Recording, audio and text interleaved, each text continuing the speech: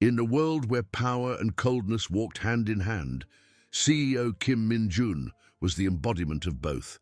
His mansion, an ice palace, was a graveyard of employees. But the story you are about to hear begins when the cold CEO fired the nanny Lee Ji-woo for one mistake. A mistake that to him was unforgivable. No one expected her to return. No one expected the CEO's heart of ice to be touched. But what the cold CEO's children did next changed everything. Prepare for a Korean drama that will melt your heart. The door of the ice mansion closed with a dull thud, echoing not only through the empty corridors, but also in Lee Ji-woo's soul. Her steps, once light and full of purpose as she cared for the children, were now heavy, dragging along the stone path. The cold night air seemed to penetrate her bones, but it was the coldness of injustice that made her tremble. Fired. For a mistake she still struggled to fully comprehend, a mistake that, in CEO Kim Min-jun's eyes, was an indelible stain on his impeccable reputation. She turned one last time, observing the lights of that impenetrable fortress. Inside, two small souls she loved as if they were her own, Kim Jun and Kim Ha-yoon, were now without her. A solitary tear rolled down her face, mixing with the icy wind. How could the CEO be so blind, so ruthless? What did he truly know about what happened that day? Inside the mansion, a heavy silence settled. It was not the usual silence of a well-managed house, but a silence of absence, of emptiness. Kim Jun, the 8-year-old firstborn, sat at the dinner table, his plate untouched in front of him. His eyes, usually bright with childish curiosity, were dull, fixed on a distant point. Beside him, little Ha-yoon, 5 years old, bit her lower lip, her cheeks swollen from suppressed crying. She refused to eat, to play, or even to look at the new maids who tried, in vain, to fill the space left by Ji-woo. CEO Kim Min-jun, oblivious to the emotional storm brewing under his own roof, was in his office reviewing financial reports. For him, the nanny issue was resolved, a problem, identified and removed. Efficiency was his religion and perfection, his only God. He believed that soon order would be restored and his children would adapt as they always did. He loved them in his own cold and distant way, providing them with everything, except perhaps a deeper understanding of their little hearts. But a child's heart is not a financial report to be filed away. That night, Jun and Ha-eun snuggled together in Jun's bed, whispering in the dark. "Where is Ji-woo Nuna?" Ha-eun asked, her voice choked. Jun hugged her tight. "Dad sent her away," he replied, anger bubbling in his chest. "But it wasn't her fault, it was mine." The truth was a shadow the CEO refused to see. Ji-woo's mistake, the one that sealed her fate, had been an act of desperation and courage. On that fateful day, Ha-eun, curious and agile, had slipped out of the main garden, drawn by the shimmer of a rare butterfly.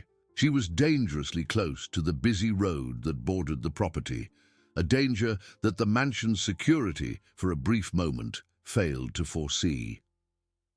Ji-woo, realizing the girl's absence, ran as never before, ignoring the strict rules of not leaving designated limits without explicit permission. She reached Ha-eun in time, pulling her away from a speeding car, but in the process, the girl fell, scraping her knee and dirtying her very expensive dress. The CEO, arriving to see his daughter hurt and dirty, and Ji-woo out of bounds, refused to hear explanations. He saw only the failure, the disobedience, the imperfection. In the days that followed, the mansion became a silent battlefield. Jun and Ha-eun refused to interact with anyone. Meals were a torment, private lessons a farce. The childish joy that once filled the corridors had been replaced by a deep melancholy, a silent protest that, to the CEO, was merely a whim. "They're just adapting," he told his secretary, Mrs. Park, who watched the situation with growing concern. "Give them time." But time did not heal. With each passing day, the siblings' determination grew. They didn't want another nanny. They wanted Ji-woo. And they knew the truth. They knew Jiwoo had saved them. One afternoon, June found Ha-Yun sitting on the floor of her room, holding a crumpled drawing. It was a portrait of Jiwoo, smiling. "Dad needs to know," Ha-Yun said, her eyes welling up. "He needs to know that Jiwoo Nuna is a hero."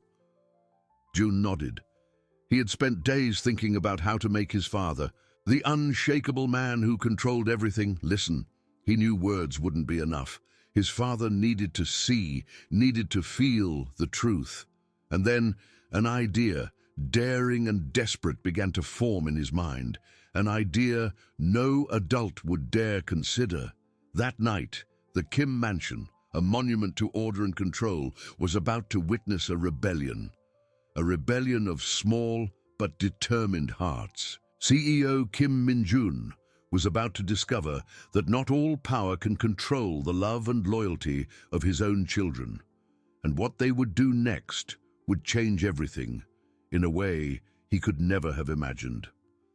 The silence in the Kim mansion, once a sign of order and control, transformed into a mute scream. The rebellion of small hearts did not begin with a bang, but with a whisper, a silent determination that spread like a cold mist through the opulent corridors. June and Ha-Yun, united by an unwavering loyalty to their nanny, Lee Jiwoo, took the first step of their audacious plan. The morning after their decision, the breakfast table, usually a spectacle of carefully prepared delicacies, became a battlefield. The plates of fluffy pancakes and fresh fruit remained untouched. Ha-Yun, with her lips pursed, pushed the food with her fork, her eyes fixed on a distant point. June, older and more calculating, merely shook his head when the new nanny, a kind-looking woman, tried to persuade him. "I'm not hungry," he said, his voice low but firm. It was the first act of defiance, and the nanny, accustomed to obedience, felt a chill. CEO Kim Min-jun, informed of the children's refusal to eat, dismissed the matter with a wave of his hand. "They're just adapting," he repeated to Mrs. Park, his secretary, who watched the scene with growing concern. "Give them time and find a more persuasive nanny." But time did not bring adaptation. It brought escalation. Each day, the ice mansion seemed to melt a little more under the heat of childish determination. The new nannies, who came and went in a dizzying succession, found themselves in a labyrinth of challenges.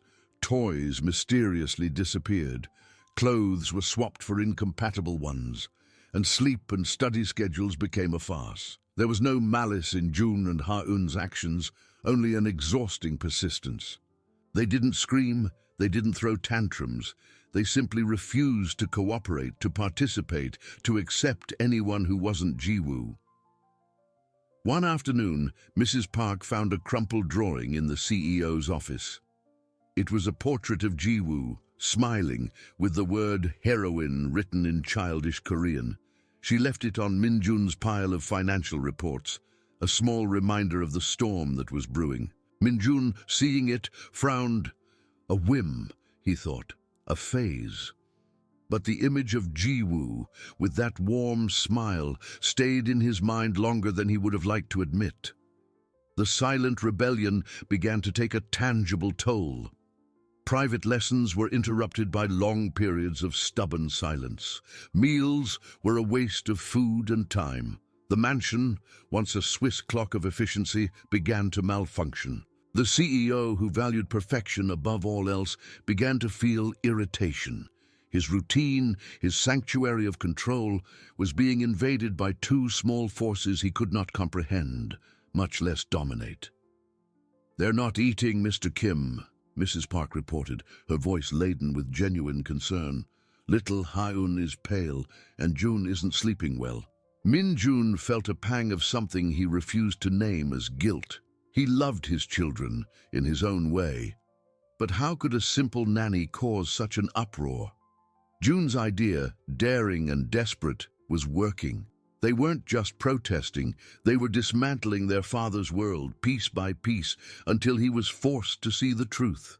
They knew their father wasn't insensitive, just blind to what truly mattered. blind to the truth behind Ji-woo's mistake. One evening, Min-jun found June and Ha-eun sitting on the floor of June's room, wrapped in a blanket, whispering. He approached, and the children recoiled, their eyes filled with a sadness that pierced his icy armor. "Daddy, we want Ji-woo Nuna back," Ha-eun murmured, her voice almost inaudible. June nodded, his large, serious eyes fixed on his father. "She saved us, Daddy. You don't understand." Those words, "you don't understand," echoed in Min-jun's mind. He had acted based on facts, on rules, on his own version of the truth. But his children's truth, the truth of their hearts, was a force he had never faced.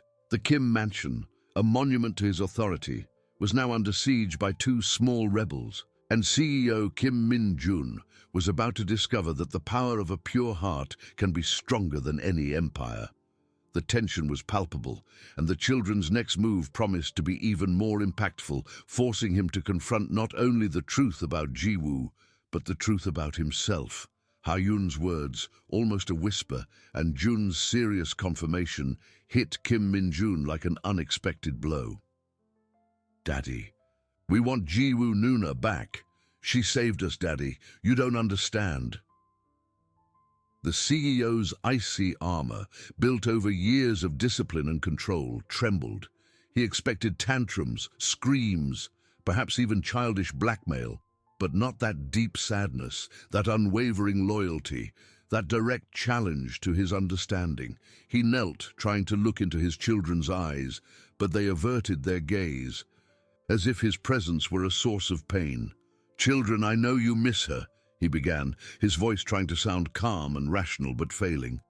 "But Ji-woo made a mistake. She disobeyed the rules. I cannot allow that." June raised his head, his eyes fixed on his father's, a glint of defiance and despair in them. "It wasn't a mistake, Daddy. She saved us. You didn't see the car." The car. The word echoed in Min-jun's mind. He remembered the scene. Ha-eun dirty, her knee scraped, Ji-woo out of bounds. His mind, trained to identify flaws and disobedience, had processed the facts quickly and definitively. He had not dwelled on the details. He had not looked for a car. To him, the failure was clear. Ji-woo was where she shouldn't be, and his daughter was hurt. That night, Min-jun's sleep was disturbed. June's words, "You didn't see the car," repeated in his mind. An irritating echo he couldn't silence. He tried to rationalize. Children fantasize. Children protect those they like. But the sadness in his children's eyes was real, and the disorder in the mansion palpable. In the following days, the silent rebellion escalated. It was no longer just the refusal to eat or interact. It was a life strike. Ha-eun refused to leave her room, sitting in a corner, hugging a teddy bear. June, in turn, began to subtly sabotage his father's attempts to maintain normalcy. Important reports temporarily disappeared from his desk. The mansion's internet suffered mysterious failures during his video conferences, and the new nannies found their belongings hidden or swapped. There was no anger, only a cold persistence, a determination that mirrored his own father's. Mrs. Park, observing the growing chaos, finally confronted Min-jun. "Mr. Kim, the children are not well. Little Ha-eun's health is deteriorating, and June, he's becoming increasingly distant. They're not just missing the nanny. They're protesting your decision. They believe Ji-woo saved them." Min-jun pinched the bridge of his nose. His productivity was falling. His reputation as a perfect, albeit distant father was at risk. And more importantly, the image of pale Ha-eun and June, with those accusing eyes, began to erode his self-confidence.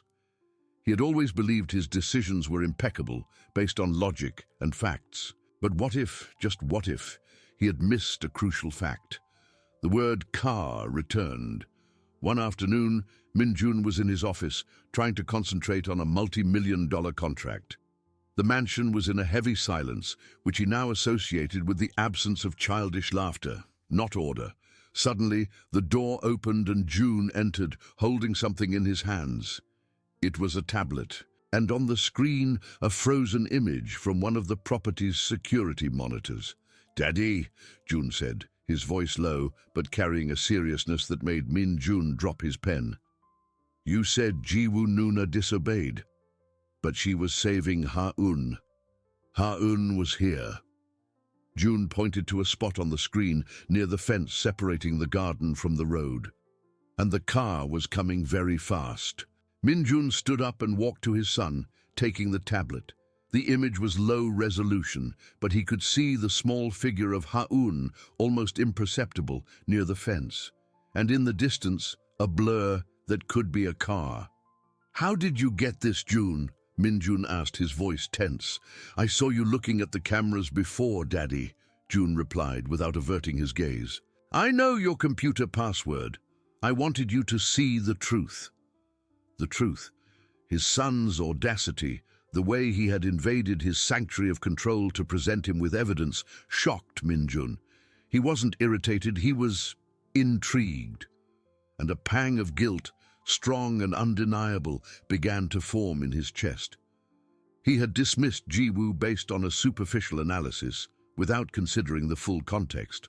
That night, Min Jun locked himself in his office. He accessed the mansion's security system, entering the codes Jun had memorized. He found the date and time of the incident. With a click, the recording began to play. He saw Ha-un, small and curious, slipping out of the garden, drawn by something invisible to the camera. He saw the busy road, and yes, a car, a black dot approaching at high speed. And then he saw Jiwoo. He saw her running, a blur of speed and desperation, ignoring the imaginary lines he had drawn. He saw her reach Ha-un, pull her forcefully away from the imminent danger, and the fall, the scraped knee, the dirty dress. The scene unfolded silently on the screen, but in Min Jun's mind, the sound of tires screeching and Jiwoo's cry seemed to echo. He saw the heroism, the courage, the unconditional love, and he saw his own blindness. CEO Kim Min Jun, the man of logic and control, felt the world under his feet crumble. He had made a mistake, a colossal mistake. He had fired a hero, and in return he had broken his own children's hearts.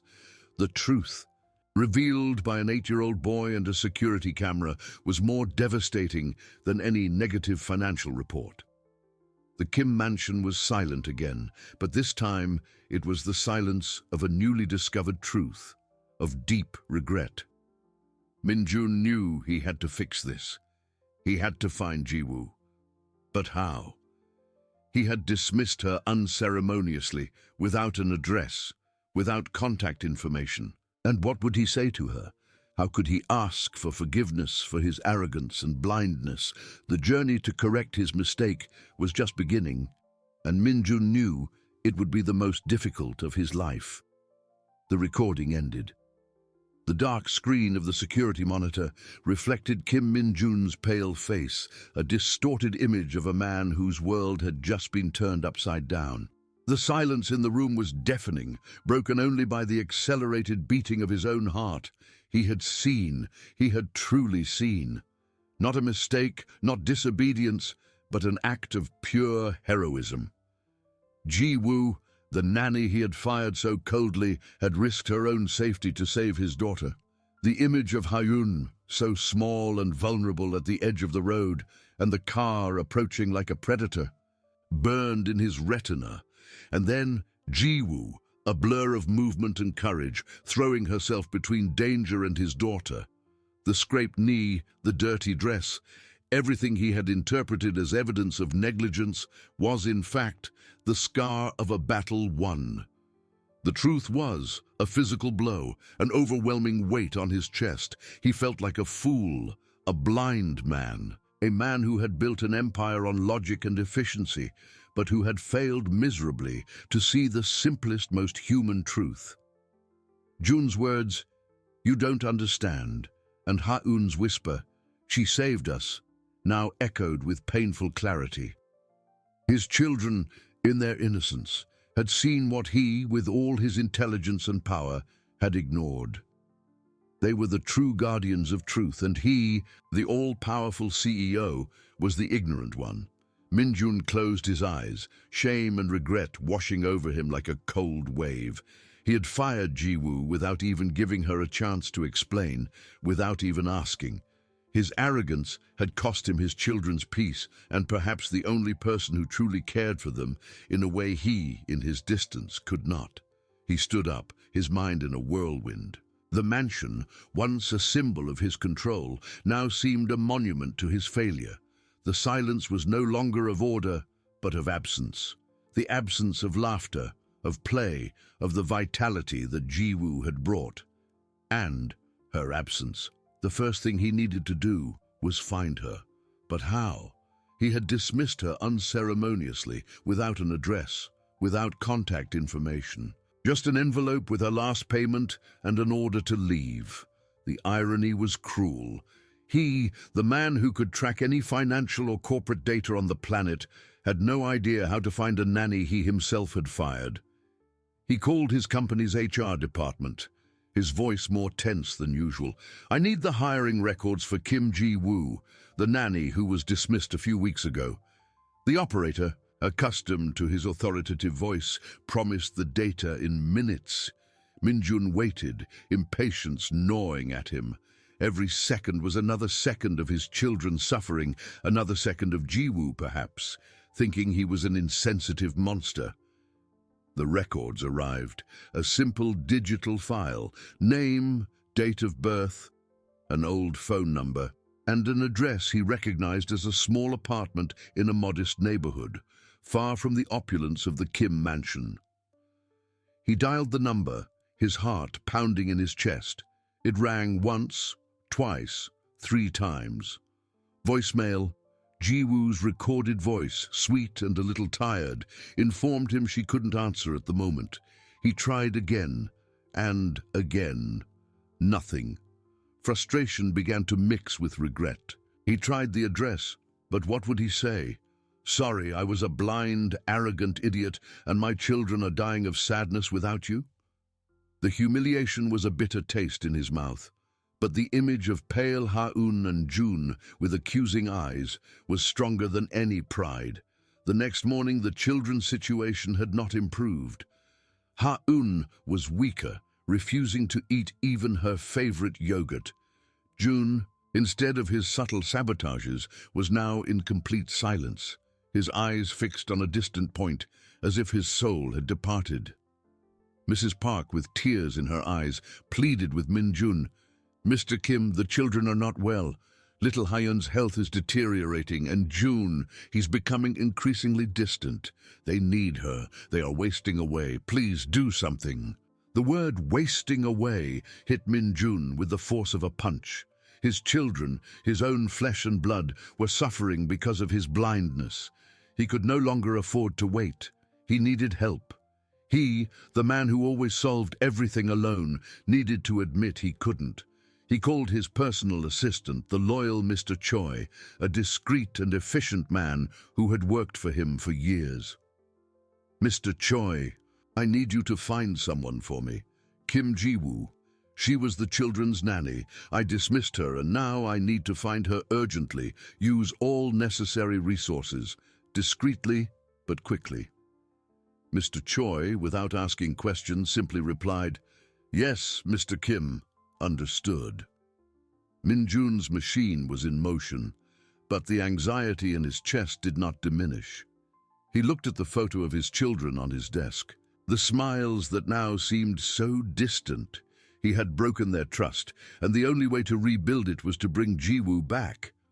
But what if she didn't want to come back? What if the contempt he had shown was too deep to be forgiven? The tension was palpable, not just in the mansion, but within him. The search for Jiwoo was not just a mission to correct a mistake, it was a search for redemption, a chance to prove to himself and to his children that he was not the insensitive monster he had become. Time was running out, and CEO Kim Min-jun was about to discover the true cost of his arrogance. The night dragged on, heavy and silent, in the Kim mansion. For Min-jun, the clock seemed to have stopped, each tick-tock reverberating as a reminder of his colossal mistake. The recording, the naked truth, had broken the armor of his unshakable logic. He, the man who controlled empires, was now at the mercy of an emotion he had long suppressed. Regret. His children were wasting away. Mrs. Park's words echoed in his mind, an alarm he could not ignore. Ha-un, his small and vibrant Ha-un, refused to eat, her eyes once full of curiosity, now dull and distant. June, the young strategist who had uncovered the truth, was enveloped in a somber silence, an impenetrable barrier that even Min-jun could not breach. The vitality Ji-woo had infused into the house had been drained, leaving behind a chilling void. Min-jun had activated Mr. Choi, his personal assistant, a man whose efficiency was legendary. Find her, Mr. Choi. Use all resources, discreetly but quickly. The order had been given, the corporate machine set in motion, but the anxiety in his chest did not diminish. He knew that money and power could open many doors, but the human heart, especially a wounded heart, was a much more complex territory. The first few hours brought only frustration. Ji-woo's phone number, the one registered in the company files, was deactivated. The recorded voice, a ghostly echo of her presence, was all that remained. The address of the small apartment in a modest neighborhood. Empty. The neighbors, if they even remembered her, had no useful information. She moved a few weeks ago, Mr. Choi. Left no forwarding address. The news hit Min-jun like a blow. It was as if Ji-woo had vanished into thin air, carried away by a wind of hurt and disillusionment. Mr. Choi, with his usual calm, reported the impasses. Mr. Kim, it seems Ms. Kim left no obvious traces. She has no active social media accounts, and the apartment lease ended shortly after she left the mansion. Min-jun listened, his jaw clenched. He had underestimated the depth of the impact of her dismissal. Ji-woo had not just left, she had erased herself. The image of Ji-woo, running to save Ha-un, burned in his mind. He had seen her as an employee, a cog in his carefully organized structure, but she was more than that. She was the woman who laughed with his children, who comforted them, who protected them with a fierceness he, in his distance, had never understood. He had fired her for breaking a rule, when in fact, she had broken an invisible barrier to save his daughter. The next night was even worse. Ha-un had a low fever, and her weak, almost inaudible crying broke Min-jun's heart. He held her, feeling the fragility of her body, the absence of warmth in her eyes. June, by his sister's bedside, shed no tear, but the pain on his face was deeper than any cry. "Daddy," he whispered, his voice hoarse.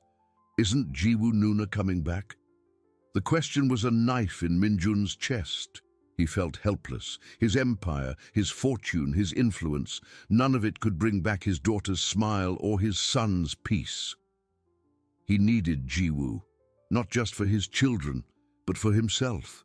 He needed to apologize, needed to try to fix what he had broken. "Mr. Choi," Min-jun said into the phone, his voice hoarser than usual, "expand the search. Check hospitals, clinics, any records of treatment for a scraped knee or similar injuries in the last few weeks. Contact employment agencies that work with nannies. Talk to mansion staff who had contact with her, anyone who might have a clue, no matter how small." The search had become an obsession. Min-jun couldn't sleep, couldn't concentrate on his work. His mind was in a whirlwind of guilt and despair. He reviewed Mr. Choi's reports, looking for a detail, a flaw, something that might have been overlooked. He wondered where a young woman with few resources could go, especially after being dismissed so abruptly. He remembered a casual conversation he had with Ji-woo months ago. She had mentioned a distant aunt, the only family she had in Seoul, who lived in an older neighborhood near a traditional market. At the time, he had filed the information as irrelevant. Now, it was a spark of hope. "Mr. Choi," he called again, his tone urgent. Was there any mention of relatives in the hiring records? An aunt, perhaps? Mr. Choi checked. Yes, Mr. Kim. There's an emergency contact, Kim Min-hee aunt. Address in Seongdong-gu. Min-jun felt a flicker of hope, the first in days. Seongdong-gu, an old neighborhood with narrow streets and vibrant markets, far from his imposing mansion, but perhaps close to Jiwoo. He knew he couldn't wait. He needed to go personally, needed to look into Jiwoo's eyes if he found her and beg for her forgiveness. The journey to correct his mistake was about to take him out of his glass world, to a place where his wealth and power meant very little. The tension was almost unbearable.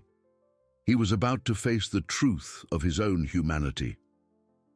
The night dissolved into a grey morning, but for Min-jun, the sun seemed to have refused to rise. The mansion, once a sanctuary of order and luxury, was now a mausoleum of silence and sadness. His children, the reason for his existence, were wasting away, and the guilt was an overwhelming weight on his chest. The information about Jiwoo's aunt, Kim Min-hee, in Seongdong-gu, was more than a clue. It was the only light in his darkness. He couldn't wait for Mr. Choi. He had to go. Min-jun's luxury car cut through the streets of Seoul, leaving behind the cold gleam of skyscrapers and plunging into a labyrinth of older, narrower streets. Seongdong-gu was a world apart, a stark contrast to the opulence of Gangnam. Worn brick buildings lined narrow alleys, the smell of street food and dampness hanging in the air. Far from the red carpet of his corporate life, Min-jun felt like a stranger, an intruder in a place where money didn't open all doors, and power was measured in community ties, not stock market shares. He parked the car on a side street, the gleaming vehicle looking out of place among the older cars and motorcycles. The address led him to a 3-story apartment building with peeling paint and potted plants hanging from the balconies. There was no doorman, no security gate, just a rusty metal door leading to a dark staircase. Min-jun took a deep breath, the air heavy with the reality of a life different from his own. He, CEO Kim Min-jun, was about to knock on the door of a woman who probably saw him as his niece's executioner. He climbed the steps, the sound of his expensive shoes echoing in the silent hallway. The aunt's apartment, number 201, was on the 2nd floor. He hesitated for a moment, his hand suspended in the air. What would he say? How would he explain the extent of his blindness and the pain he had caused? He had no script for this, no business strategy to negotiate peace. Only the urgency of a desperate father. He knocked. A soft knock, then another, firmer. The silence from inside was deafening. He waited, anxiety gnawing at him. Finally, he heard slow footsteps approaching. The door opened a crack, revealing the face of an elderly woman, her grey hair tied in a bun and small, keen eyes that scrutinized him from head to toe. She wore a floral apron and held a wooden spoon. "Yes?" she asked, her voice hoarse and suspicious. "Good morning, ma'am. I am Kim Min-jun," he began, trying to sound respectful, but his voice betrayed the tension. "I am looking for Kim Jiwoo. I am the father of the children she cared for." The woman's eyes narrowed. A flash of recognition followed by cold anger crossed her face. She opened the door a little wider but did not invite him in. "Ah, CEO Kim, the man who fired my niece without a second thought," she said, her voice dripping with sarcasm. "What do you want from her now? Haven't you caused enough trouble?" Min-jun felt his face flush, but forced himself to remain calm. I made a terrible mistake, Mom. My children are very unwell without her. They are wasting away. I need to find her. I need to apologize. Please, I beg you, tell me where she is." The aunt, Kim Min-hee, observed him for a long moment, her expression impenetrable. Wasting away, you say. And what do you think Jiwoo has been through? She came here with a hurt knee, penniless, and her heart in pieces. She loved those children, Mr. Kim. Loved them more than you could imagine, and you threw her away like trash. The aunt's words were like knives, each one piercing Min Jun's armor. He had no defense. I know, ma'am. I was an arrogant fool. I didn't see the truth. I misjudged her. Please, I need to fix this. For my children, for her. Min-hee sighed, the anger in her eyes softening slightly, replaced by weariness. Jiwoo isn't here. She couldn't stay put, even with her knee still sore. She's proud, didn't want to be a burden. She found a temporary job in a small cafe in the Hongdae neighborhood, a simple place where she can work without having to bow to anyone. A cafe in Hongdae. The information was a thread of hope, fragile, but real. Which cafe, Mum? Please, I need to go there. The aunt hesitated, her eyes still evaluating him. She won't want to see you, Mr. Kim. She's very hurt. And if you hurt her again, I swear I'll make you regret it. I understand, Ma'am. I just want a chance to explain, to ask for forgiveness, Min Jun replied, his voice almost a whisper. Min-hee finally relented, her expression still severe. It's the Joyful Corner Cafe near Hongik University. But don't expect her to welcome you with open arms. She's not like you, Mr. Kim. She has a heart, and it doesn't heal as quickly as a bank account fills. Min-jun nodded, gratitude mixed with apprehension.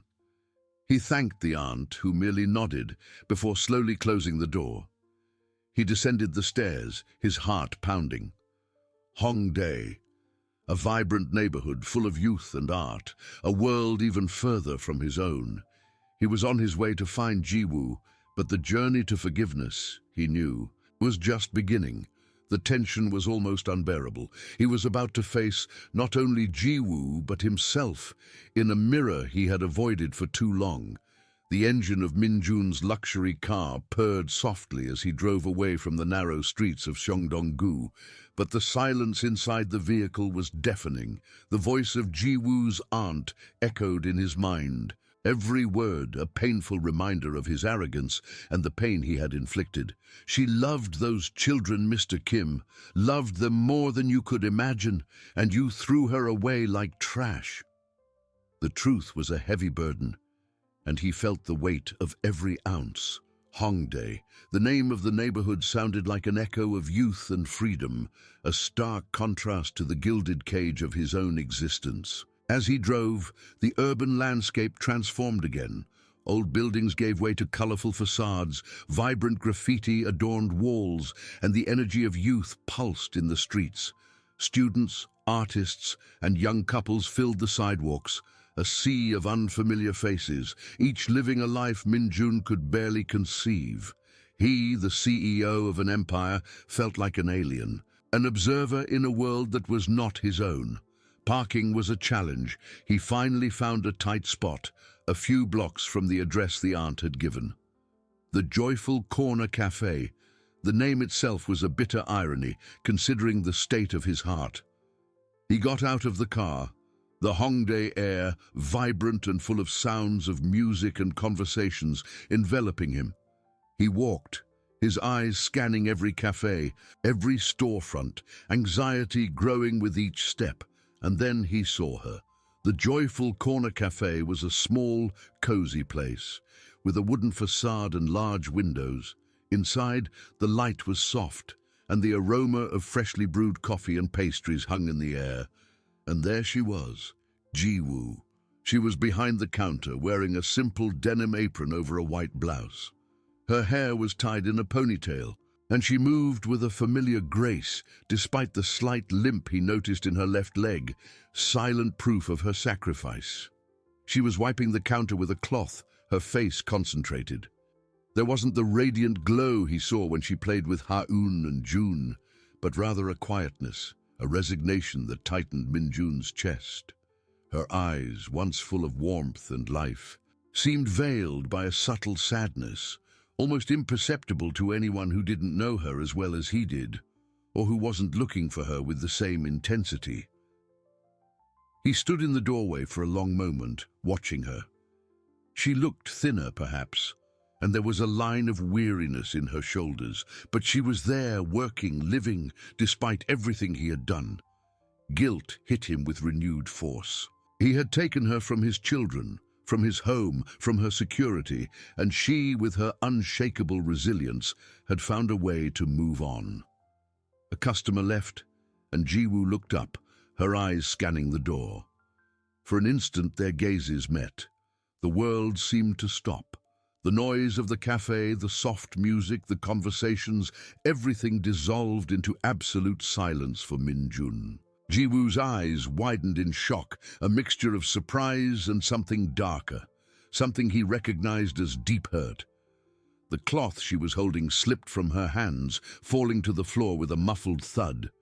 She said nothing, just stared at him, her mouth slightly open, as if she was about to speak, but the words refused to come out. The color drained from her face, leaving her pale. Min-jun took a step forward, then another, crossing the threshold of the cafe. Each step was an eternity, a path towards his judgment. "Ji-woo-si," he said, his voice hoarse, almost a whisper, barely recognizable to himself. She finally found her voice, but it was cold, cutting, unlike any tone he had ever heard from her. "Mr. Kim, what are you doing here?" There was no warmth, no respectful formality from before, just an icy distance. He felt a knot in his stomach. This would be harder than he imagined. I came looking for you," he replied, the words stumbling over each other. "I needed to find you, needed to talk to you." She laughed, a humorless, bitter laugh. "Talk to me, after firing me without even giving me a chance to explain, after throwing me out on the street as if I were a disposable object." Her eyes gleamed with unshed tears, but her posture was defiant. "There's nothing to talk about, Mr. Kim. I no longer work for you. I'm no longer your nanny." "I know," he said, his voice full of despair. "I know I made a terrible mistake. I was blind, arrogant. I didn't see the truth. I didn't see what you did for Ha-eun. For June, please, Ji-woo-si, I beg you, listen to me."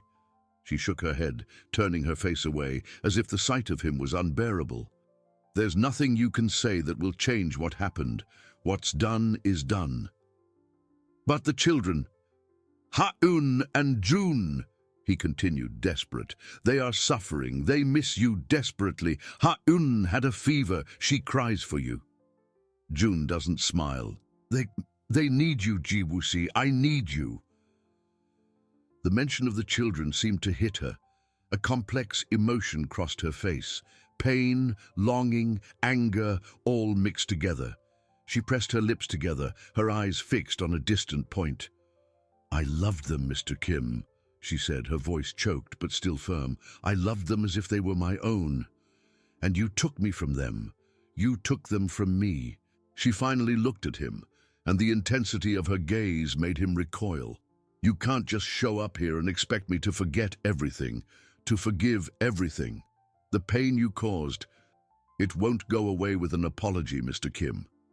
She turned, picked up the cloth from the floor, and began wiping the counter again, her movements abrupt and full of suppressed anger. It was a clear rejection, an imposed barrier that Min-jun felt in every fiber of his being. He was there, CEO Kim Min-jun, accustomed to getting everything he wanted, and for the first time in a long time, he was completely powerless. The silence in the cafe became heavy, laden with the unspoken tension between them. Min-jun knew he couldn't force her. He had broken her trust, her heart. The journey to forgiveness would be long, and he had just taken the first and most painful step. He needed more than words. He needed to prove it. But how? He watched her for another moment, her image, small and proud, etched in his mind. He knew he couldn't leave. Not yet. Not until she truly listened to him. The battle for her forgiveness and for his children's happiness was just beginning. And Min-jun felt it would be the most difficult of his life. He had no plan, only the urgency of a desperate father and the guilt of a man who finally saw his mistakes. He was not giving up. Min-jun did not move. He couldn't. Ji-woo's rejection, though expected, hit him with the force of a punch. But the idea of simply leaving, of giving up, was unthinkable. Not after everything. Not after seeing the emptiness in his children's eyes. He took a step back, not to leave, but to find a place where he could observe her, where he could persist without further invading her space. He sat at a small table near the window, away from the counter, but with a clear view of her. "A coffee, please," he asked a young barista who served him, his voice more controlled now, but still with an undercurrent of despair. He ordered a simple Americano, a coffee he rarely touched, accustomed to more elaborate drinks prepared by his assistants. But here, in that moment, the bitterness of the coffee seemed appropriate for his palate. He watched her. Her every movement was a stab to his heart. The way she wiped the counter with an almost mechanical precision, the way she handed out orders with a professional smile that didn't reach her eyes. He noticed the slight limp in her left leg, a constant reminder of the sacrifice she had made for Ha-un, a sacrifice he had so cruelly ignored. She looked thinner, her facial features more defined by fatigue. The sparkle he loved, the contagious energy she brought to his home, had been replaced by a resigned quietness. Ji-woo, in turn, felt his presence as an invisible weight. Every time she looked up, her eyes were drawn to the imposing figure sitting by the window.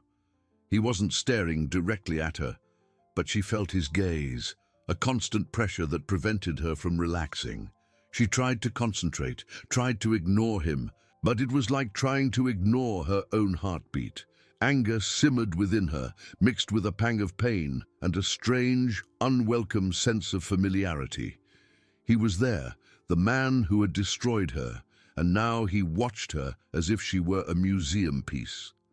Time seemed to stretch and shrink in the small cafe. Min-jun finished his coffee, but did not move. He just sat, a statue of regret and determination. Ji-woo felt the tension grow, the air in the cafe becoming denser with each minute he remained. She wished he would leave, but at the same time, a part of her, the part that still remembered the children's smiles, wanted to understand. Suddenly, the cafe door burst open with a bang, and a middle-aged man, visibly irritated, entered. He went directly to the counter, slamming his hand down hard. "Excuse me, I ordered a caramel latte with almond milk, not whole milk, and it's cold. This is unacceptable." His voice was loud, drawing the attention of all the customers.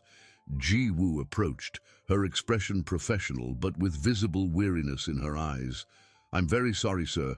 I can remake your order immediately." "Remake? I have to wait again? I'm in a hurry. And who's going to pay for my lost time? The service here is terrible." The man continued to complain, his voice rising, drawing curious and uncomfortable glances. Ji-woo tried to calm him, but the man was unyielding, becoming increasingly offensive. "You, girl, don't know what you're doing. Maybe you should find another job if you can't even make a coffee right." Min-jun, sitting by the window, felt a heat rise up his spine. He had witnessed countless angry outbursts in boardrooms, but to see Ji-woo, the woman who had cared for his children with such affection, being humiliated like that was unbearable. He saw the color drain from her face, the way she pressed her lips together, trying to contain her anger and humiliation. Without thinking, Min-jun stood up. His steps were firm and deliberate as he approached the counter. He was no longer the arrogant CEO who had fired her, but a man who felt the visceral need to protect someone he had hurt. "Sir," Min-jun said, his voice calm, but with an undeniable authority that made the man fall silent and turn around. "There's no need to raise your voice and insult the employee. A mistake can happen. Ms. Ji-woo offered to remake your order. If you are not satisfied, I will personally pay for your drink and for any inconvenience that may have been caused." The man, taken by surprise by Min Jun's intervention, blinked. Min Jun's presence, his imposing posture and penetrating gaze were enough to intimidate him. He mumbled something inaudible and, grabbing the coffee cup, left the cafe in hurried steps without even looking back. Silence fell over the cafe, heavier than before. Ji-woo stood still, the cleaning cloth still in her hands, her eyes fixed on Min Jun. The surprise on her face was palpable, mixed with a confusion he couldn't decipher. She had never seen him act like this. Never seen him defend anyone, much less her. Why did you do that?" she asked, her voice low, almost a whisper, devoid of her usual coldness. Min Jun turned to her, the CEO mask falling, revealing the vulnerability beneath. "I couldn't stand by and watch you be treated like that," he said, his voice hoarse. I'm so sorry, Ji-woo-si, for that and for everything I did." She averted her gaze, a complex emotion crossing her face. The momentary gratitude was quickly replaced by bitterness. "You don't need to defend me, Mr. Kim. I'm no longer your responsibility." "But you are," he insisted, taking a step forward.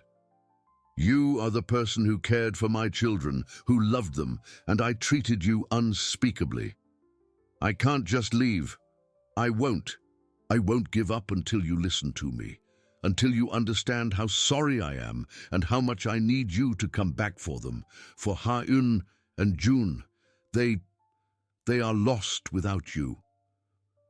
The mention of the children seemed to hit her. A complex emotion crossed her face, pain, longing, anger, all mixed together. She pressed her lips together, her eyes fixed on a distant point. "It's not that simple, Mr. Kim," she said, her voice choked. "It's not just about the children. It's about the trust you broke. It's about the pain you caused. I can't just forget." Min Jun knew. He knew it wouldn't be easy.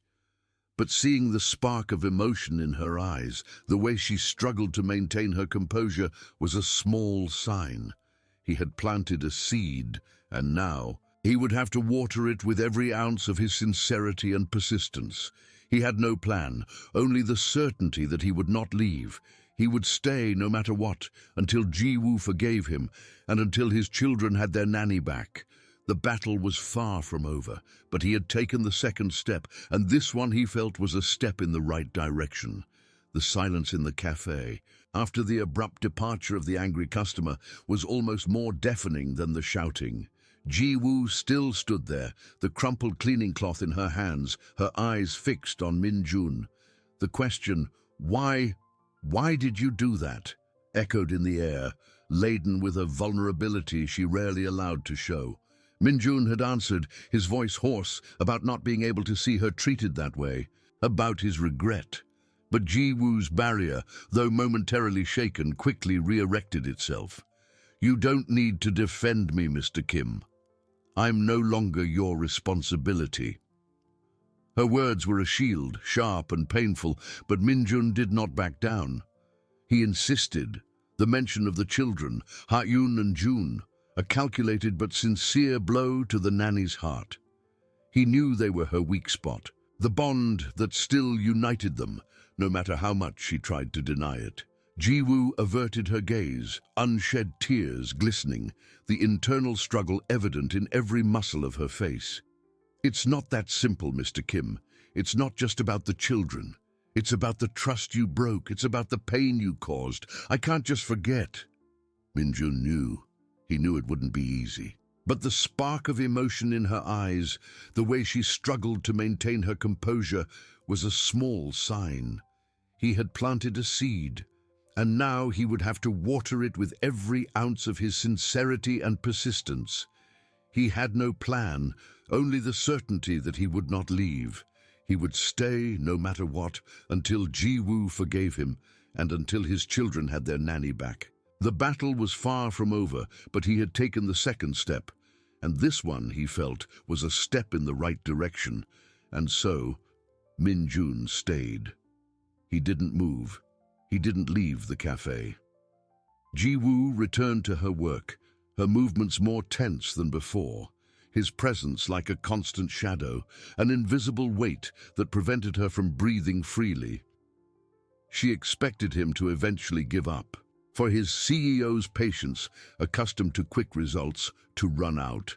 But he didn't. He ordered another coffee and then another.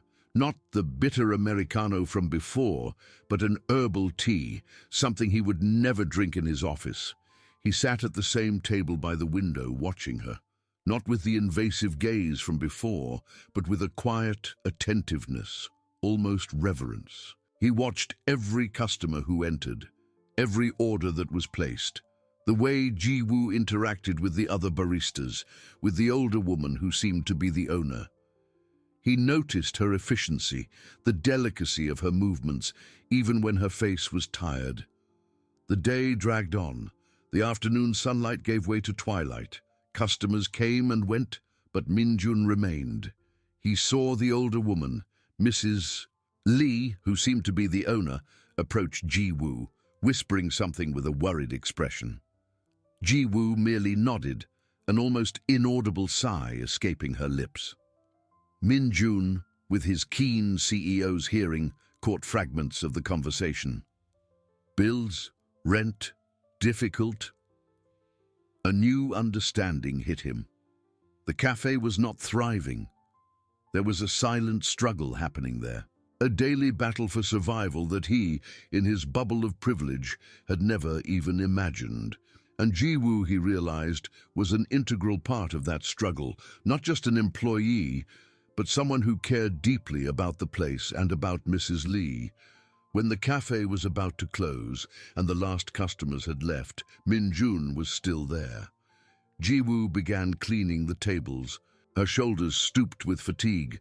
She ignored him, sweeping the floor around his table, wiping the counter with suppressed fury.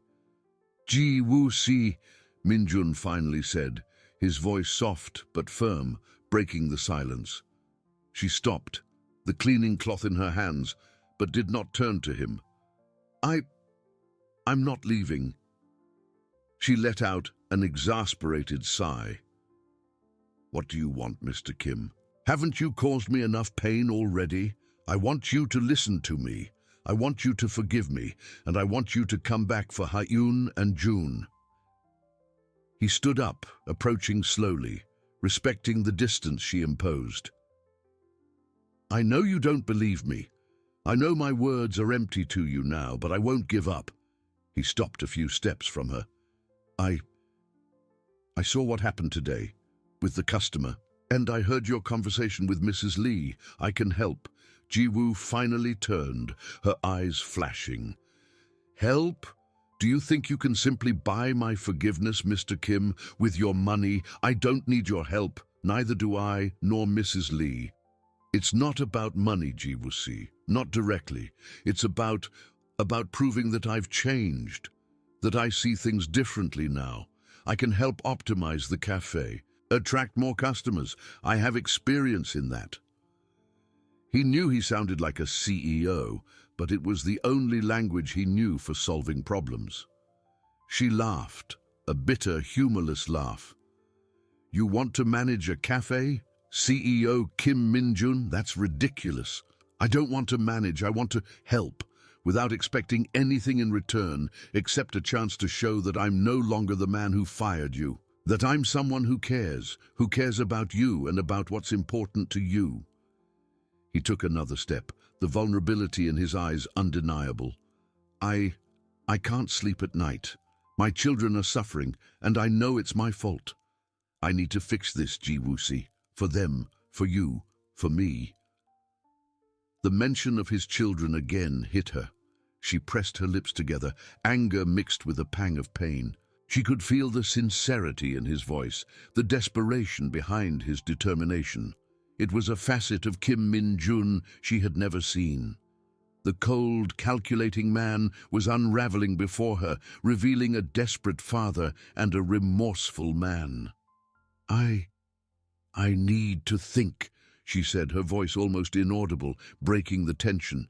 It was the first time she hadn't completely rejected him. A small, almost imperceptible, sign that the barrier, though still standing, was beginning to yield. Min Jun felt a relief that made him sway. "All right, I'll wait. I'll be here tomorrow and the day after tomorrow, for as long as it takes." He knew the journey would be long and arduous, but for the first time since he had fired her, he felt a small pang of hope. Ji-woo hadn't said yes, but she hadn't said no either, and for Min Jun at that moment, that was all he needed to keep fighting. He was no longer the CEO who fired people.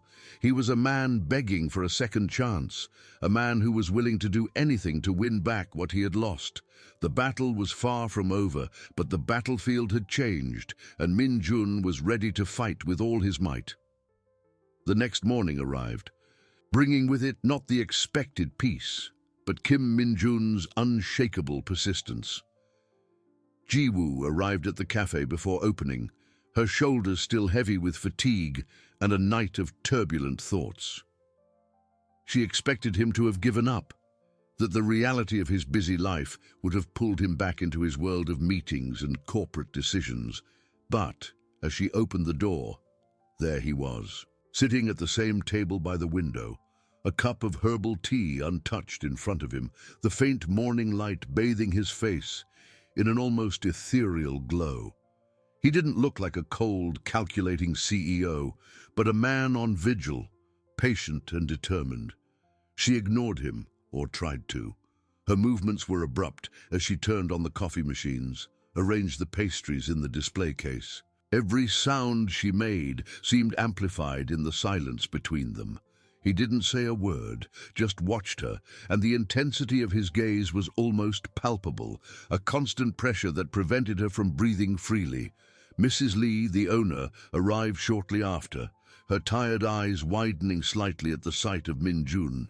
She exchanged a confused look with Ji-woo, who merely shook her head, a silent plea for her not to ask. Min Jun finally stood up, approaching the counter. "Good morning, Mrs. Lee."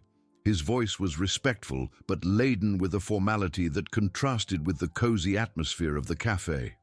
"I hope I'm not bothering you. I'd like to order a coffee to go and perhaps offer a little help." Ji-woo pressed her lips together, ready to intervene, but Mrs. Lee, ever practical, interrupted her. "Help? What kind of help, Mr. Kim?" She looked at Ji-woo, who seemed about to explode. "Ji-woo told me about your offer yesterday. Do you really want to help us?" Min Jun nodded. "Yes, I observed the cafe yesterday.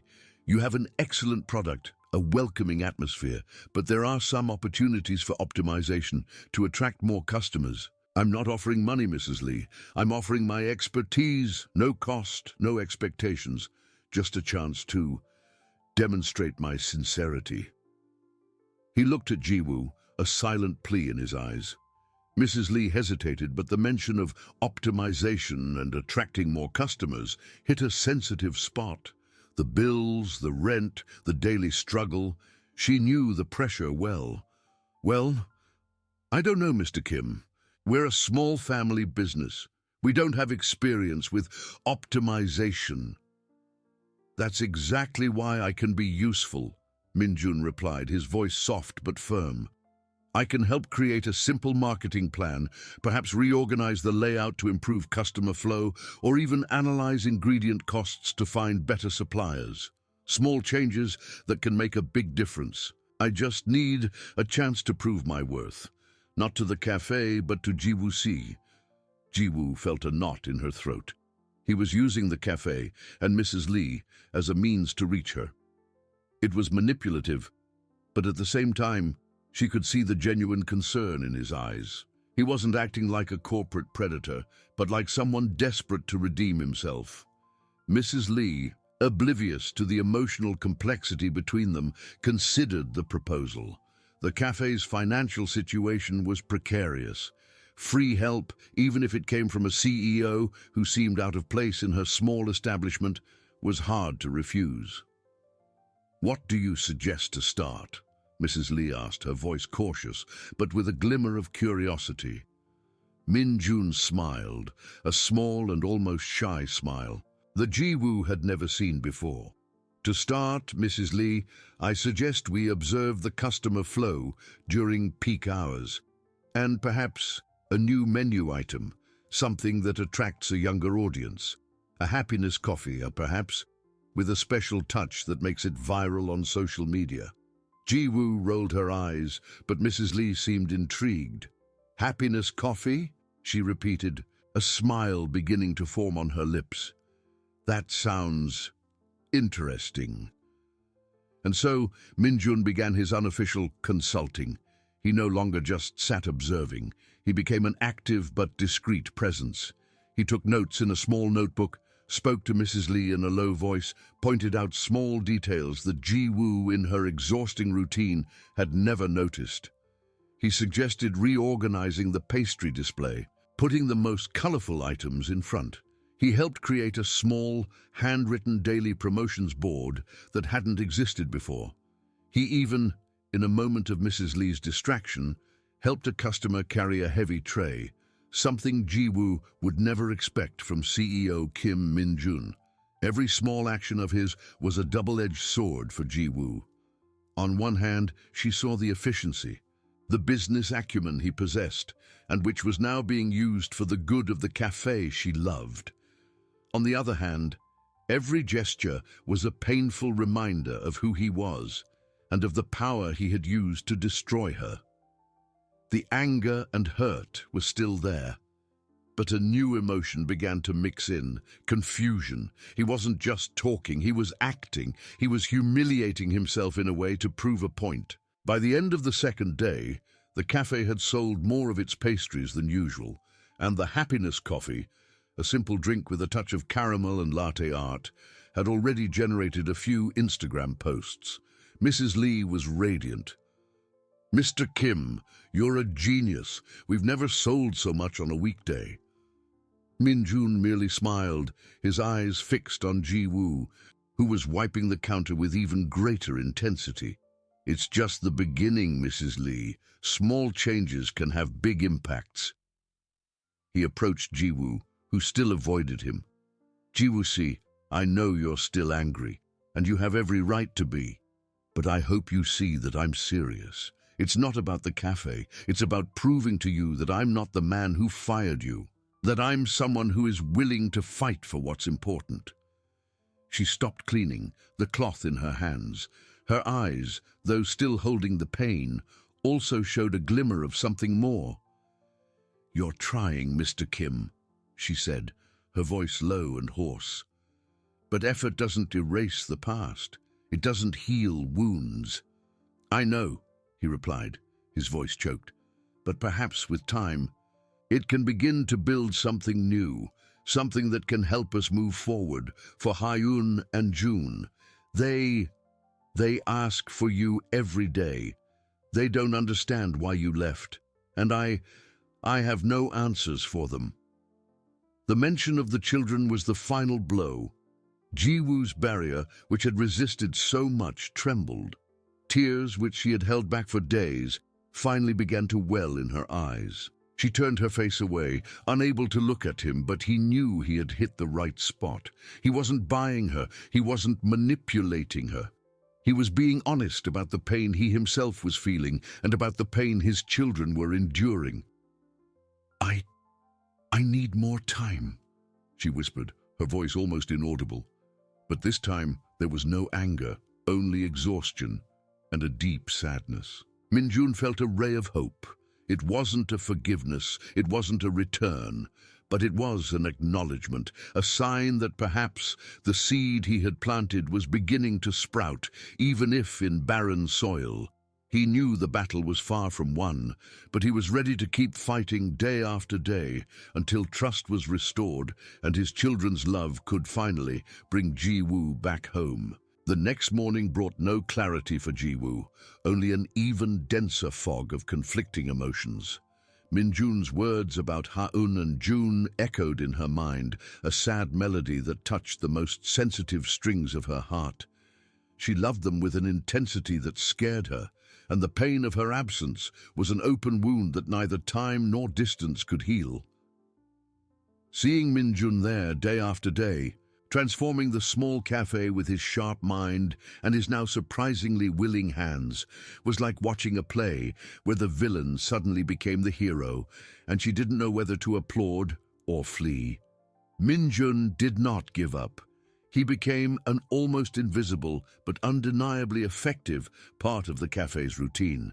His presence was like a fresh breeze that brought new ideas and solutions. He didn't just suggest, he implemented. A small loyalty system was created with hand-stamped cards which he himself helped design.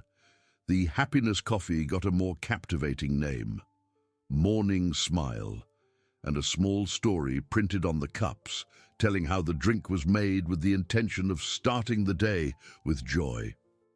He even spent hours researching local suppliers for coffee beans, securing a deal that improved quality and reduced costs, something Mrs. Lee, in her exhaustion, would never have time to do. Ji-woo watched all this with a mixture of admiration and resentment. He was brilliant, there was no denying it.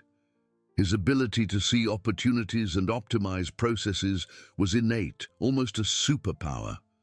But it was this same superpower that he had used to fire her, to dismantle her life with calculated coldness.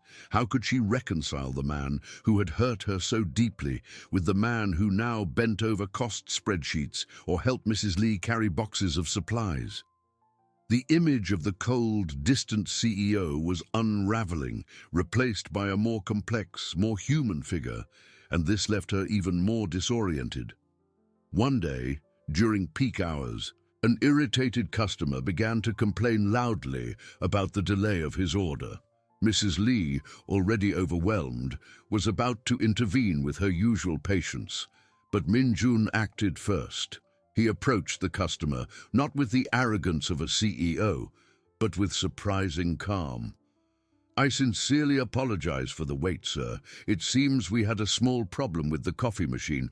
To compensate, please accept this Morning Smile on us, and your original order will be delivered in a few minutes." He spoke in a soft but firm voice, and his eyes conveyed a sincerity that disarmed the customer. In a few seconds, the tension dissipated, and the customer, now smiling, accepted the offer. Ji-woo, watching from the counter, felt a shiver. That wasn't the Min-jun she knew. That was a man who had learned to deal with the small frustrations of real life, not just big business. That night, as they closed the cafe, Mrs. Lee was exultant. "Mr. Kim, you're a miracle. The cafe has never been so busy, and people are loving the Morning Smile." Min-jun merely smiled, a genuine smile that reached his eyes, and Ji-woo noticed that he seemed lighter, less burdened than before. He was finding a purpose in his redemption, and it was evident. "It's just the beginning, Mrs. Lee," he said, his eyes seeking Ji-woo's. "There's still a lot to do, but more importantly, it's about building trust. Not just with customers, but with those who have been hurt." Ji-woo felt his gaze, a silent pressure that forced her to confront the truth. He was making an effort in a way she never imagined possible for him. He was shedding his corporate armor, showing a vulnerability that destabilized her. "I know you're still hesitant, Ji-woo-si," he continued, his voice a whisper, "and I understand. I don't expect you to forgive me overnight, but I hope you see that the man who is here now is not the same one who fired you. I made a terrible mistake, and I'm willing to spend the rest of my life trying to correct it, not just for me, but for Ha-eun and June. They need you. They ask for you in their dreams, in their drawings. They miss you in a way I cannot fill." The mention of the children again hit her like a wave. Ji-woo felt tears well up, her throat tightening. She turned her face away, unable to look at him, but he knew he had hit the right spot. He wasn't buying her, he wasn't manipulating her. He was being honest about the pain he himself was feeling and about the pain his children were enduring. I don't know if I can," she whispered, her voice broken. "It's too much, it's too much to process." Min-jun took a step forward, but stopped, respecting her space. I know, and I won't pressure you, but please, Jiwoo-si, just consider what's best for them, for Hyun and June. He turned to leave, but before crossing the door, he turned back to her once more. I'll be here tomorrow, and the day after tomorrow, for as long as it takes, because there's nothing more important to me than fixing what I broke. Jiwoo stood there, in the silence of the empty cafe, his words echoing in her soul. The barrier she had built so carefully was cracking, not because of words of love or empty promises, but because of a desperate father's plea and the pain of children who missed their nanny. The battle was not yet over, but the battlefield had shifted from her mind to her heart, and the fight now was against herself. Could she forgive? Could she trust? And more importantly, could she deny the call of Hyun and June's hearts? The answer seemed further away than ever, but the urgency to find it burned within her. The silence of the empty cafe mirrored Jiwoo's soul. Every word from Min-jun echoed, not as an accusation, but as a painful plea that tore through the last defenses of her heart. She could feel the invisible presence of Hyun and June, their laughter, their small arms hugging her, the scent of their hair. The pain of their absence was a silent torture, and Min-jun, with his brutal honesty, had found the deepest wound. The night brought with it cruel insomnia. Jiwoo tossed and turned in bed, the images of Min-jun's children dancing in her mind. She saw the drawings they made, the fairy tales she read to them before bed, the small hands that held hers with so much trust. How could she deny the love she felt for them? How could she ignore the suffering her absence was causing? The man who fired her was a ghost of the past, but the desperate father who pleaded for his children was a palpable reality. And that reality scared her more than anything.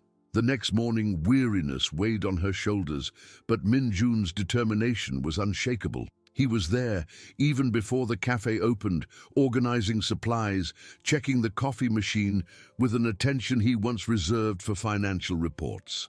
He didn't force her, didn't confront her, but his constant presence was a silent reminder of his promise. He was there, day after day, building, repairing, not just the cafe, but the bridge he had burned between them. One day, Min-jun appeared with a cardboard box.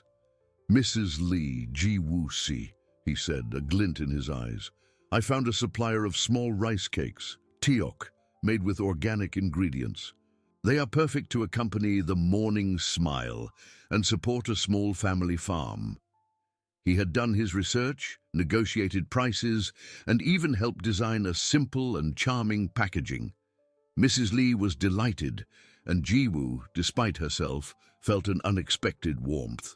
He wasn't just trying to redeem himself with her, he was genuinely investing in the future of the cafe, in Mrs. Lee's future, and in a way, in the future of his own humanity.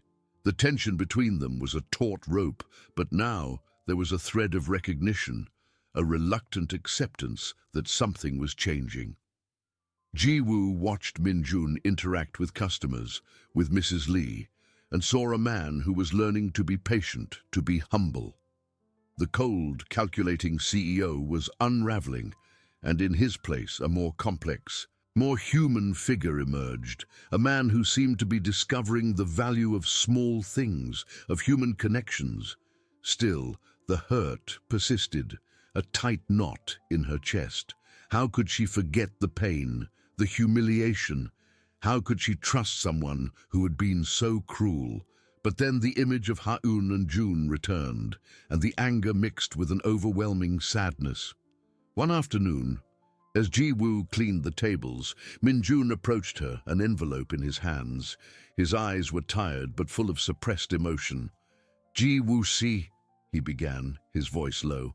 I know this is difficult, but Hyun..." She recorded a message. "I didn't force her. She asked me to give it to you." He held out the envelope. With trembling hands, Jiwoo took it. Inside, there was a series of children's drawings. The first was a portrait of her, with a big smile and a nanny's hat. Below, in childish scrawl, was written, "Jiwoo Ani, miss you. The second was a drawing of the house, but with a figure missing.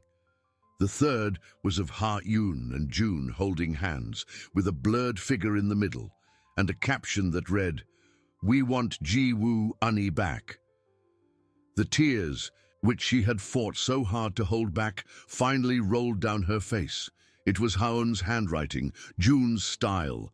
They were their voices, on paper, pleading for her. The pain was physical, a tightness in her chest that prevented her from breathing. They do this every day," Min-jun said, his voice choked. "They ask me why you left. They ask if they did anything wrong. I can't lie to them anymore, Ji-woo-see. I can't see the pain in their eyes and do nothing." He paused, swallowing hard. "I know I'm to blame. I'm the monster who took you from them, but please, for them, please just consider coming home. Not for me, not for the cafe, but for them, so they know they weren't abandoned." Ji-woo looked at the drawings, then at Min-jun. Her eyes were red, but there was a new clarity in them. The anger was still there, the hurt was still deep, but now, above all, there was an overwhelming compassion for the two small hearts she had left behind. She saw Min-jun's pain, the guilt that consumed him, and realized that he too was suffering, not just for himself, but for his children's happiness. I don't know if I can forgive you," she whispered. Her voice choked. "Not yet, but I miss them. I miss them more than I can express." Min-jun took a step forward, his eyes fixed on hers. "I'm not asking for forgiveness now. I'm asking for a chance to prove that I've changed, that I've learned, a chance to give Ha-Eun and June the stability and love they deserve. With you." Ji-woo's heart pounded in her chest. She was at a crossroads. On one side, the security of her hurt, the protection of her anger. On the other, the irresistible call of two innocent hearts and the possibility of an uncertain future, but perhaps, just perhaps, full of hope. She could no longer ignore the children's plea. She could no longer deny the love she felt for them. I will think about it," she said, her voice almost inaudible. "I will think about what is best for them." Min-jun nodded, a ray of hope illuminating his tired eyes. He knew it wasn't a yes, but it wasn't a no either. It was an opening, a small crack in the wall she had built, and for him, at that moment, it was enough to keep fighting. He had planted the seed of hope, and now it was beginning to sprout, driven by a nanny's unconditional love for her little charges. The battle was not yet won, but the ground had shifted, and Ji-woo's heart was preparing for a decision that would change everything. The days dragged on, each hour an eternity of reflection for Ji-woo. Min-jun's promise not to pressure her was kept, but the absence of Ha-Eun and June was a constant pressure on her own heart. She found herself picking up the envelope with the drawings several times, tracing the childish lines with her fingers, feeling the pain of each stroke. The hurt against Min-jun was a heavy burden, but the guilt of being away from the children was unbearable. Then one afternoon Min-jun approached again, this time with a small old-fashioned object in his hands, a voice recorder. His eyes pleaded, but he maintained his distance. "Ji-woo-see," he said, his voice almost a whisper. I know this is difficult, but Ha-Eun, she recorded a message. I didn't force her. She asked me to give it to you." He held out the recorder, the small machine seeming heavy in his hands. Ji-woo hesitated, her heart beating erratically. The drawings were visual, but a voice would be different. It would be too real. It would be irrefutable proof of their pain. With trembling hands, she took the recorder. Her fingers brushed the play button. A chilling fear ran through her, but the urgency to know, to hear, was greater. She pressed it. The silence of the cafe was filled by Ha-Eun's small, choked voice. "Unnie, why did you leave?" The innocent question, laden with deep sadness, tore at Jiwoo's heart. I miss you so much. Jun misses you too. We want you back. Please, honey. Then a muffled, unmistakable sound. Jun's crying, a childish lament that seemed to come from a place of deep loneliness. Ha-eun's voice continued, now weaker, interspersed with sobs. We didn't do anything wrong, did we? We love you. Only... The words were too much. The dam Jiwoo had built with so much effort gave way. Tears rolled freely, hot and uncontrollable, streaming down her face as she leaned over the counter, the recorder still in her hand, the children's voices echoing in her soul. The pain was physical, a tightness in her chest that prevented her from breathing. She couldn't contain a sob that escaped her lips. Minjun rushed to her side but stopped, respecting her space, her pain. He knelt, his own eyes welling up, guilt etched into every line of his face. They are suffering so much, Jiwoo whispered, her voice broken, her face wet with tears. I can't anymore, I can't bear this. Minjun nodded, his voice choked. I know. They are different, quieter, they barely eat. They ask for you every day. I don't know what to do anymore. I'm not asking for anything for myself, Jiwoo-si. Only for them. Please, they need you. Jiwoo looked at Minjun, not with anger, but with overwhelming sadness and a newfound determination. Her own pain, her hurt, seemed insignificant before the innocent suffering of the children. Her decision was made. It wasn't about Minjun. It wasn't about forgiveness. It wasn't about her wounded pride. It was, and always would be, about Ha-eun and Jun. I'll come back, she said, her voice firm, despite the tears still streaming. But it's not for you, Minjun-si. It's for them, and I have my conditions. A ray of relief swept across Minjun's face, so intense it almost made him sway. He nodded vigorously. Anything. Jiwoo-si, anything you ask. Jiwoo wiped her tears with the back of her hand, her voice gaining strength. First, my position as their caregiver must be respected.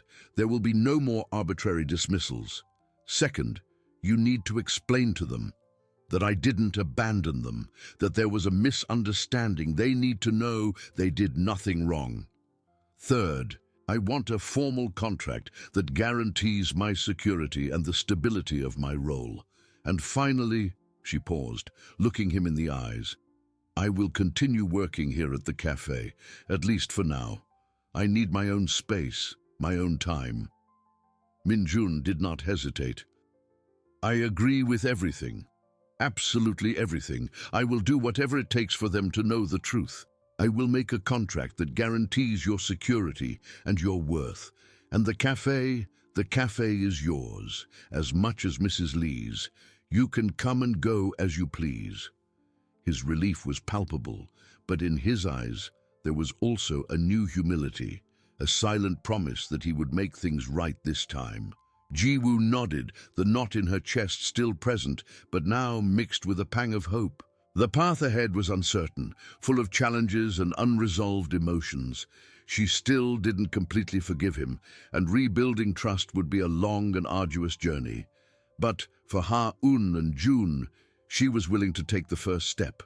The nanny who had been fired was coming home, not out of love for a man, but out of an unconditional love that surpassed all pain and pride. The real battle was just beginning, but this time she had an unshakable purpose. The mansion gate seemed heavier than ever, a threshold between the painful past and an uncertain future. Jiwoo took a deep breath, her heart pounding like a drum in her chest. It wasn't for Minjun that she was there. It wasn't for a forgiveness that still seemed distant. It was for the two small hearts that had pleaded for her, whose voices and drawings had broken through the walls of her hurt. It was for Ha-eun and Jun. The door opened before she could ring the bell. Minjun was there, his eyes tired, but now shining with cautious hope. He didn't smile, just nodded. a silent gesture of gratitude and respect. He knew the battle wasn't won yet. Only the first step had been taken. "Jiwoo Ani!" Hyun's voice, high-pitched and full of a joy Jiwoo hadn't heard in weeks, cut through the air. The girl ran down the hallway, closely followed by June, who stumbled over his own feet. In an instant, Jiwoo was on the floor, enveloped in two tight hugs, small bodies trembling against hers. The tears, which she thought she had exhausted, rolled again, but this time they were tears of relief and love. "Ani, you're back!" Hyun sobbed, her face buried in Jiwoo's shoulder. June, quieter, just squeezed her, his small hand clutching her blouse as if he feared she would disappear again. Their scent, the familiarity of their hugs, was a balm to her wounded soul.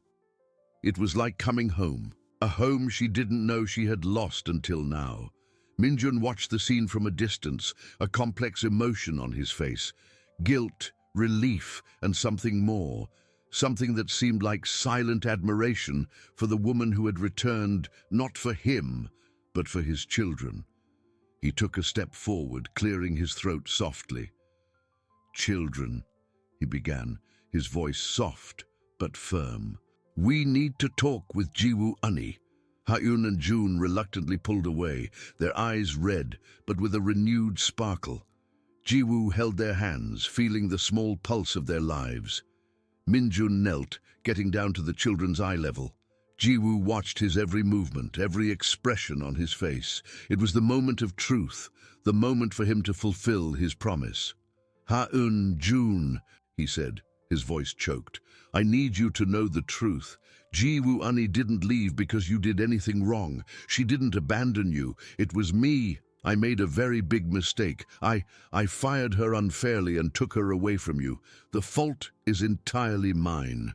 You are the most wonderful children in the world, and Ani loves you very much. She came back because she loves you, and because I begged her to come back." The words, simple and direct, were a heavy burden for Minjun, but a relief for the little ones. Ha-eun looked at Jiwoo, then at her father, a gradual understanding dawning in her eyes. June just snuggled closer to Jiwoo, as if confirming that she was truly there to stay.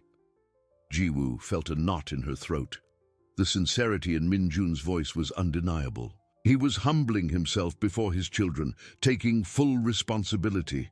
It was a different Minjun from the cold and ruthless CEO she knew. That night, after the children had fallen asleep, exhausted by the emotion of the reunion, Minjun called her to his office. On the table there was a contract, not an ordinary employment contract, but a meticulously drafted document, with all her conditions clearly established.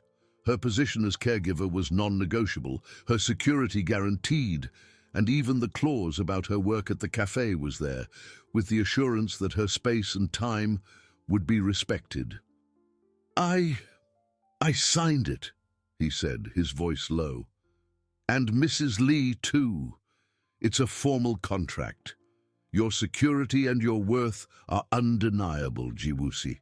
Jiwoo took the document, feeling the weight of the fresh ink. It was more than a piece of paper. It was a symbol of her new reality, of a Min-jun who was willing to change, to listen, to respect. She still didn't forgive him.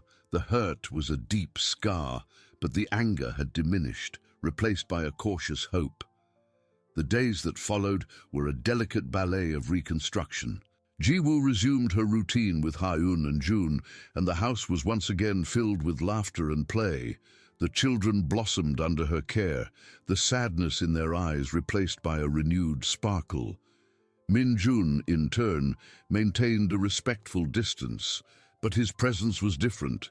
He made an effort to be more present, to listen to the children, to participate in their lives in a way he had never done before.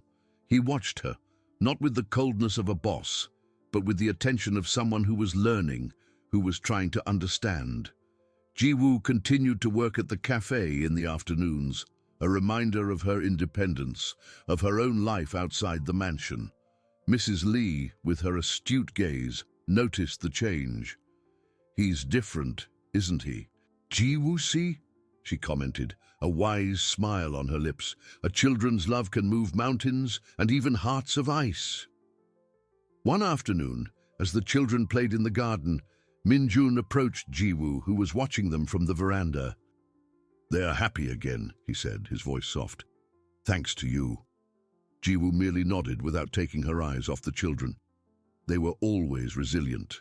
"I know there's still a long way to go," he continued, his voice full of a sincerity that surprised her. "I know what I did was unforgivable, but I hope that with time you can see that I'm truly trying. Not just for them, but for myself too."